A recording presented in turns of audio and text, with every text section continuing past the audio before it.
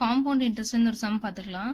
At what rate percent compound interest will rupees 625 amount to 900 in 2 years. அதாவது principal amount வந்து 625, இது வந்து 2 இயர்ஸ்ல 900 திருப்பி கிடைக்குது. அப்ப பெர்சன்டேஜ் வட்டி எவ்வளவு இருக்கும், இன்ட்ரெஸ்ட் எவ்வளவு இருக்கும்னு கேக்குறாங்க. காம்பவுண்ட் இன்ட்ரெஸ்ட்ல கேட்கறாங்க.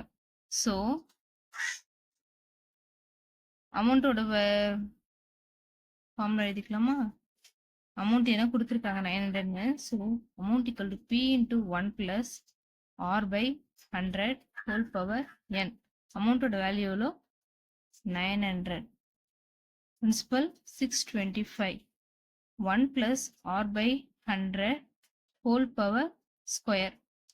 So 900 625 கீழே கொண்டு வந்துடலாமா? 625 equal to 1 plus r by 100 whole square.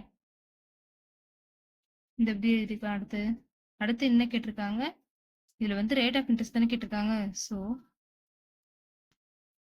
900 எதோட பர்ஃபெக்ட் ஸ்கொயர்? 30 ஸ்கொயர்ன்றது 900. அதே மாதிரி 625 எதோட square? 25. So 25 square equal to 625. So ஹோலாக ஒரு ஸ்கொயர் போட்டுக்கலாமா?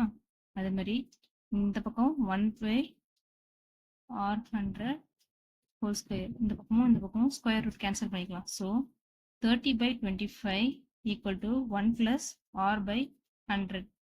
r by 100 அங்கே இருக்கட்டும். 1 இந்த பக்கம் எடுத்துருந்தா 30 divided by 25 minus 1 equal to r by 100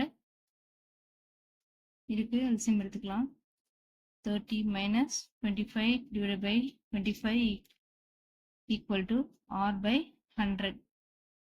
So 5 by 25 equal to r by 100. 1 by 5 equal to r by 100.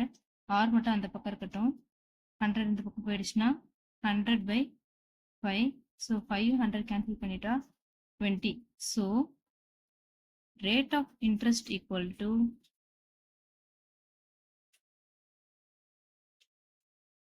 20%.